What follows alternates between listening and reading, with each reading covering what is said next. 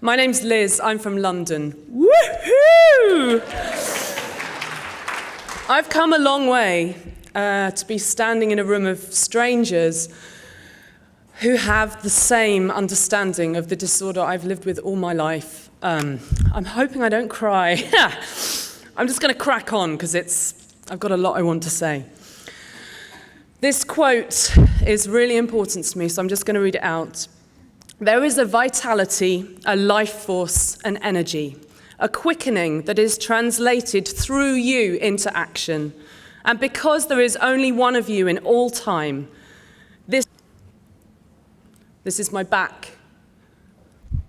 This was my back in 2005.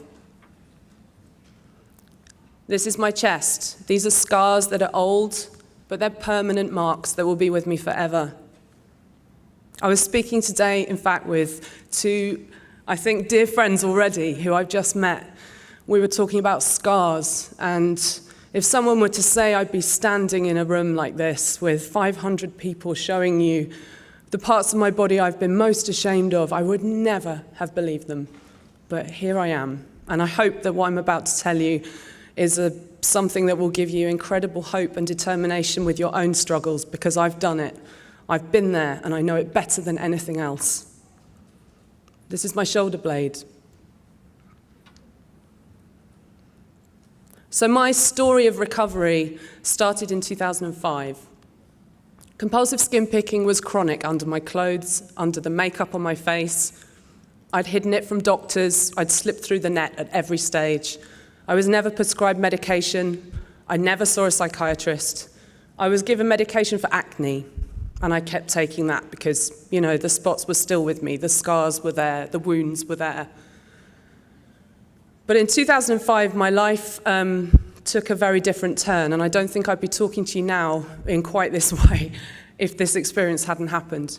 I studied theatre in 1995, and in 2005, I started a master's in dance.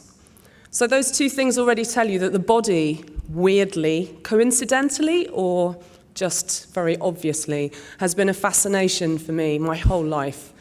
And yet, skin picking was chronically all over my body. So wanting to stand up and present and talk and perform and move, but at the same time having to wear a roll neck sweater, not being able to move in the way I wanted to move, not being able to wear the clothes I want to wear, not going out, not swimming, not shopping for the tops I really like and the dresses I really like.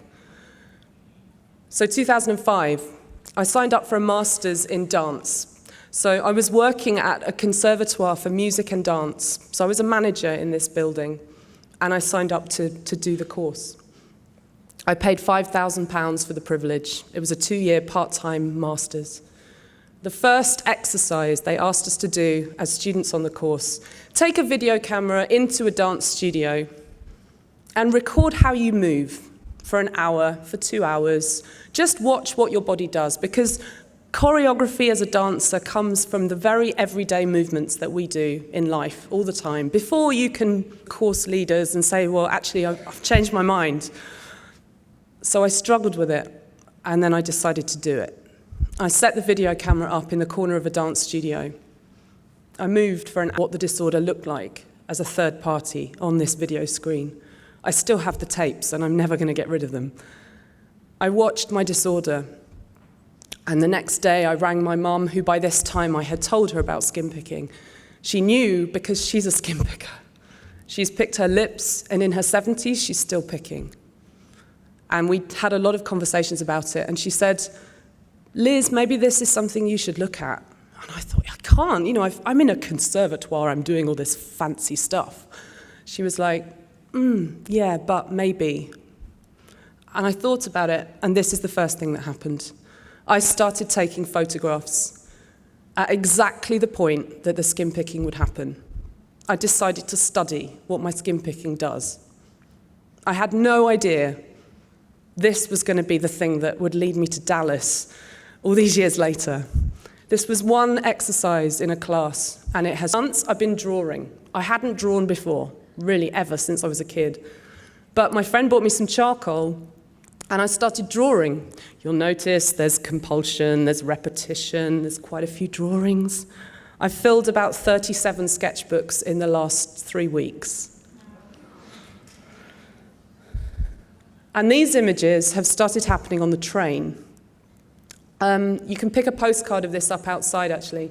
I've started drawing on every single journey that I do. This is the position of my fingers, not only when I pick my skin, they're the position of my fingers when they're doing something creative. When I'm drawing, when I'm painting, when I'm taking a photograph, when I'm taking a picture of a texture, my hands are engaged, my imagination is engaged, my heart is engaged. My skin picking is absolutely present, but it's not happening. This is the last quote for you. Out of suffering have emerged the strongest souls. The most massive characters are seared with scars. Thank you very much. It's a real privilege to be here. Whoa.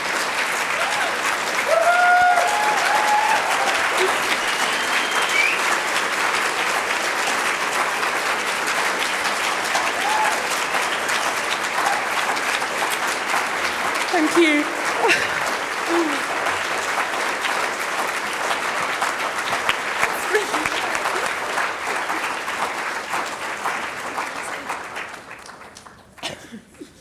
Thanks, I'll do a song in a minute.